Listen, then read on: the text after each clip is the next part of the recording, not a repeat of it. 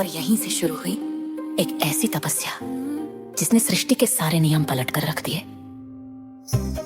शुरुआत में उन्होंने राजसी भोजन का त्याग किया, जंगल में रहकर केवल फल और कंदमूल खाकर अपना जीवन बिताया।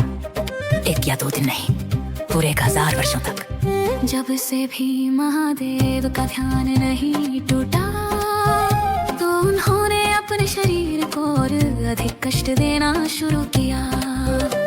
फल और मूल भी छोड़ दिए। अब वे अगले 100 वर्षों तक केवल हरे पत्तों पर जीवित रहीं। तपस्या की अग्नि और तेज हो रही थी। खुले आकाश के नीचे सर्दियों की जमा देने वाली रातें और सावन की भयानक बारिश। उन्होंने सब कुछ कठिन परिस्थितियों में रहकर सहा। अगले 3000 वर्षों तक उन्होंने पेड़ से टूटकर जमीन पर गिरे हुए सूखे बेल पत्थरों को खाकर शिव की आराधना की।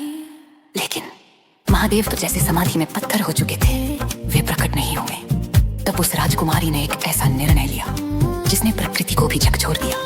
उसने जमीन पर गिरे सूखे पत्ते खाना भी छोड़ दिया। पत्तों का भी त्याग करने के कारण पूरे ब्रह्मांड में वे अपर्णा के नाम से विख्यात हुई।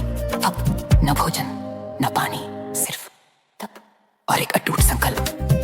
कई 1000 वर्षों की इस अमानवीय तपस्या के कारण उनका शरीर पूरी तरह से सूख गया। त्वचा हड्डियों से चिपक गई। वो अत्यंत कृशकाय हो गई। एक हवा का झोंका भी उन्हें गिरा सकता था, लेकिन उनके भीतर चल रही ऊर्जा की लौ पहले से भी अधिक प्रचंड थी। अपनी फूल से बच्चे की ये दर्दनाक दशा देखकर उनकी माँ मेना का हृदय फट गया।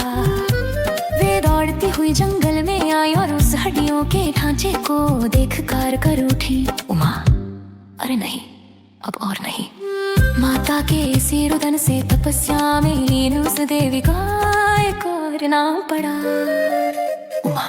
अब स्थिति ऐसी हो गई थी कि उनकी तपस्या की गर्व से तीनों लोकों में हाहाकार मच गया। पृथ्वी कांपने लगी। देवता, ऋषि, सिद्धगण और मुनि सब घबरा गए। क्या ये ब्रह्मांड इस तपस्या का तेज सह पाएगा? क्या ये कोमल शरीर बच पाएगा? और सबसे बड़ा प्रश्न, क्या भगवान शिव अब भी अपनी आंखें नहीं खोलेंगे? तभी तपस्या की उस चरम सीमा पर आकाश में एक दिव्य और शांत प्रकाश फैल गया। सारी दिशाओं की हलचल रुक गई और परमपिता ब्रह्मा जी की गूंजती हुई आकाशवाणी हुई। हे देवी, आज तक सृष्टि में किसी ने ऐसी कठोर तपस्या नहीं की है।